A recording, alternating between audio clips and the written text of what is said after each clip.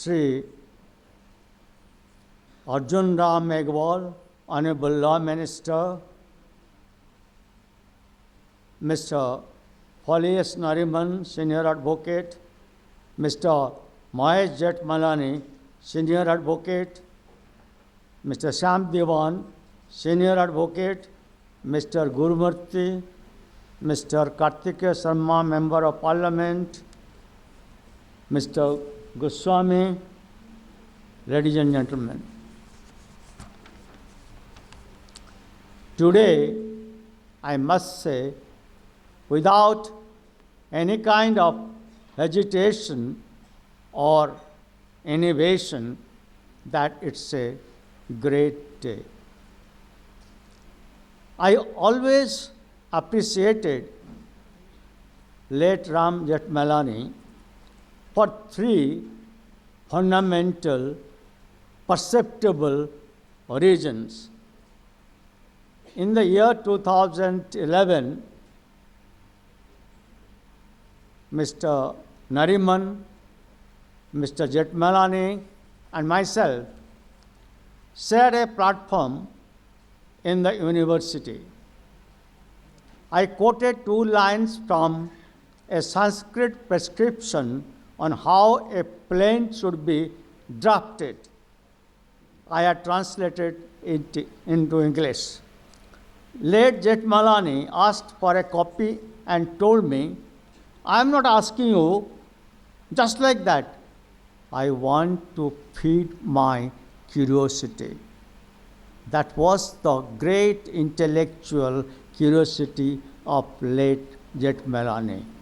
The young students or the young lawyers who are present here today must understand and try to develop the intellectual curiosity. In that speech, he spoke a line. Whatever I do with a clear conscience. Look at the courage of the man. Third, whatever I have read and learned by meeting him,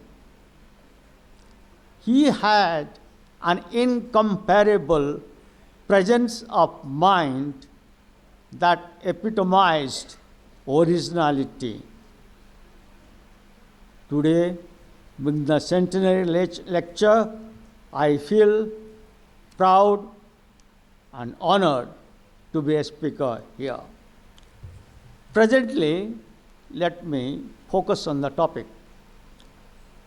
Has the basic structure doctrine served the nation itself? Nation well.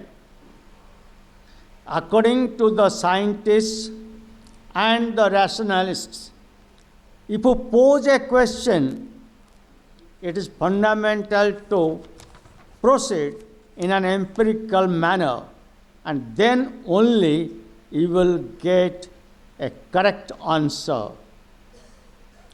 Having scanned the anatomy of the question, which has been extremely intelligently framed by Mr. Mahesh Jethmalani, the answer should be given with utmost immediacy. And the answer is, ladies and gentlemen, a capital yes. It has served the nation well. To elaborate, the basic structure doctrine has served the nation and saved and stabilized the constitutional democracy and the core values with excellent solidity and virtuosity. I deliberately add this word, virtuosity, without allowing any space for doubt. Why do I say so? I cannot make a statement if said exit and rest. I am obligated as a student of law to give reasons.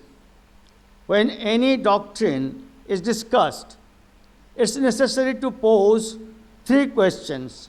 Firstly, the validity of its origin. Secondly, serviceability of the same for the cause it's conceived, and thirdly, necessity of its continuance tested on the progressive parameters without adopting a doctrinaire pedantic approach. Before I proceed to state the justness of the doctrine, the origin of it, which I would like to call cause of the cause, or for that matter, essence of the essential, has to be kept in mind. It is the summum bonum of our constitutional jurisprudence. That is, the Constitution is sovereign and its supremacy is unquestionable. There is no necessity to think that the judiciary is trying to reign supreme. Judiciary functions under the Constitution and follows the constitutional values, norms, conventions, framework, silences, or abeyance. Let's go in the history for a moment. Initially, the Supreme Court understood Article 368 in the literal sense. The real test arose in Gorakhnath, where court had to deal with many an amendment. Prior to that, two learned judges had expressed strong dissent in Sajjan Singh. In Gorakhnath, the view the court took eventually led to spate of amendments and gave rise to Keswanand Bharati's case. The principle laid down there is well known. Because of prolixity of judgments, a senior counsel wrote a book and got it released in 2011, stating that the majority view in Keswanand Bharati is not the ratio. I must tell you, the view is totally wrong. The ratio is absolutely clear. The Parliament has the power to amend the Constitution, but the power is not unlimited. It doesn't have the power to amend the basic structure of the Constitution. The majority of the judges also discussed some of the features of the basic structure doctrine. They can be encapsulated as rule of law, supremacy of the Constitution, democratic form of government, judicial review, independence of the judiciary, separation of powers, the secular and federal character of the Constitution. It was stated that the basic features are easily decipherable from the entire constitutional scheme. I really don't understand why the learned senior counsel and many others still think the ratio is not clear. Scrutinized oppositely, three aspects emerge. Firstly, the majority view is clear as day with regard to the nature and character of Article 368 of the Constitution. Secondly, given the power to amend, the article cannot be taken recourse to, assume unlimited power, or destroy and abrogate the Constitution, or to put it differently, in exercise of the said power, the identity and personality of the Constitution cannot be altered. Thirdly, the Constitution being supreme document, the basic features are unamendable.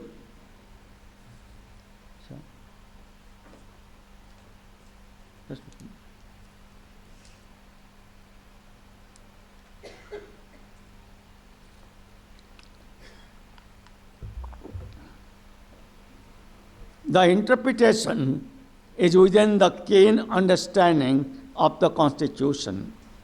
It's neither extra-constitutional, nor alien to the Constitution, nor meta-constitutional. It encompasses every facet of the Constitution to establish the ground norm, that is, unchangeability of the identity of our organic Constitution. All of you, I assume, must have gone through this decision. I am compelled to say, being intellectually bound to my concerns, that the origin of the doctrine is flawless. Chief Justice Sikri quoted a passage from the decision in Reed versus Baldwin. Look at the poetic prose. It states, in modern times, opinions have sometimes been expressed to the effect that natural justice is so vague as to be practically meaningless. But I would regard them as tainted by the perennial fallacy that because something cannot be cut and dried or nicely weighed or measured, therefore it doesn't exist. I can speak with certitude. All of you present here and all of the members of the great country, the citizens, and who are not there, can never say now that the principle of natural justice is vague. Any lawyer worth his salt will always argue natural justice cannot be ignored. Similarly, basic structure doctrine can never be ignored. How to test a doctrine? The correctness, acceptability, serviceability, and the solidity of any legal theory is put to test when the occasion arises. The basic structure doctrine did not have to wait long. In 1975, Article 329A by 39th Amendment came into existence. The said amendment made an, shall I say, adroit endeavor or maladroit effort to immunize the elections of the Prime Minister and Lok Sabha Speaker from scrutiny by the judiciary and further to nullify the judgment of the Allahabad High Court. The Constitution Bench, presided by the Chief Justice N. Roy and Indira Nehru Gandhi, said that the court was proceeding with the hearing on the assumption that it is not necessary, I repeat, it's not necessary to challenge the majority view in Keswanand Bharati's case. I must say and remind this House, it was eventual acceptance by the non-believer in basic structure doctrine. I'll refer to another amendment, Mr. Nariman has dealt with it in a different way, that came in quick proximity, the 42nd Amendment. It had been brought with the intention to reduce the power of judicial review, to treat the directive principles of state policy to a primacy over fundamental rights, and further asserting parliamentary supremacy or parliamentary sovereignty by state, stating that no constitutional amendment can be called in question in any court on any ground. By the said article introduction to 368, all fundamental articles, if I am permitted to say, went to the Arabian Seas or the Bay of Bengal. They fell into insignificance.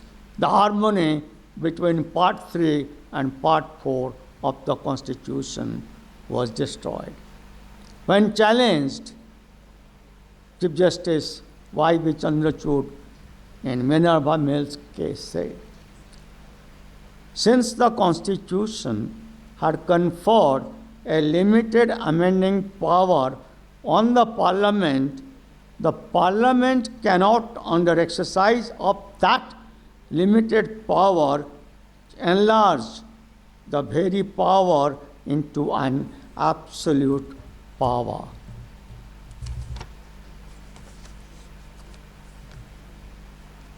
By the 42nd Amendment, the real essence of the Constitution was destroyed. The court did the needful.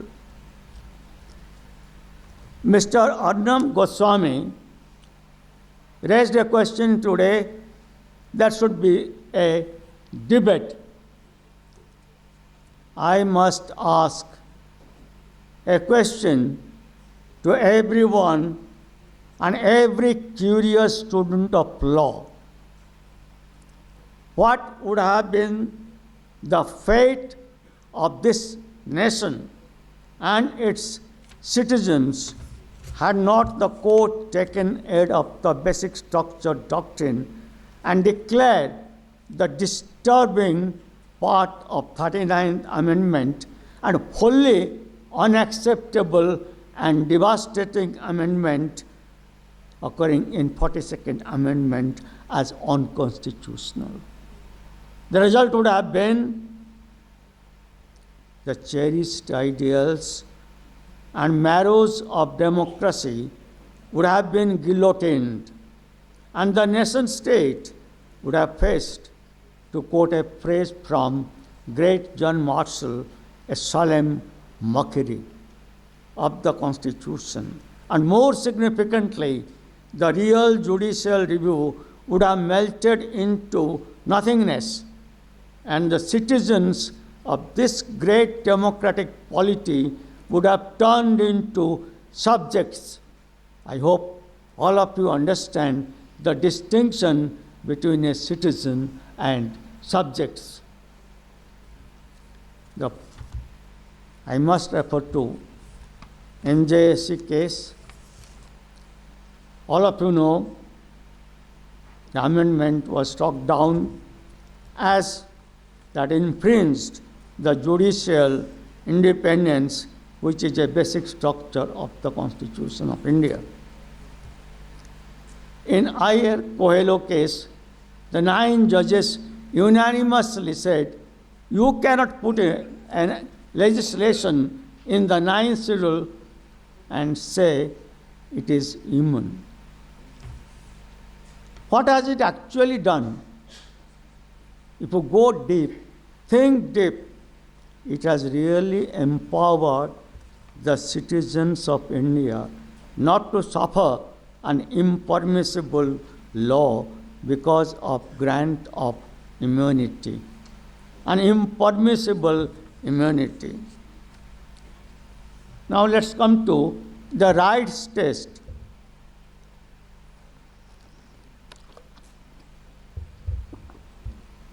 The rights test and the concept test have put the individual rights and constitutional values on the elevated platform. The citizens' rights recognized under the Constitution, according to me, can never be marginalized, and it would not have been possible without the basic structure doctrine. Since that every individual right would have paled into total insignificance. There would have been no expansion of Articles 14, 19, and 21. The apex court could not have propounded the values of individual dignity, privacy, choice, freedom of expression, equality in the true sense, gender rights, constitutional tort, and other aspects, all founded on acceptable, realistic constitutional principles. The entire nation state would have paved on the path of regression, and the citizenry rights would have gradually moved into unredeemable hollowness. There can be no scintilla of doubt, no trace of doubt, no speck of doubt that the basic structure doctrine stabilizes constitutionalism, constitutional governance, rule of law, and legitimatizes all actions. Let it be told today that the basic structure doctrine is one that is directed against anarchy. It has basically acted a navigational compass to enable the judges to navigate the journey of constitutional interpretation in the proper direction, and also guided and enriched our constitutional progress. It is the elan vital and the filament of the constitutional principles and values. In conclusion, I would like to say that the basic structure doctrine is neither an enigma nor in the realm of mysticism. It is here in the elements with true fixed continuing quality. I repeat, it is here in the elements with true fixed continuing quality. Why? To serve, protect, and shape the nation, because it is the spirit, fundamental essence, and conscience of the Constitution. None of us should forget that basic structure doctrine remains the most natural constant. I borrow these words from physics. Natural, constant, and diligently searched rock. I borrow these words from philosophy. Diligently searched rock of our constitutional democracy and philosophy. Never mortgage our constitutional democracy. Never barter it. Thank you very much. For more such videos, subscribe to the NewsX YouTube channel, hit the bell icon.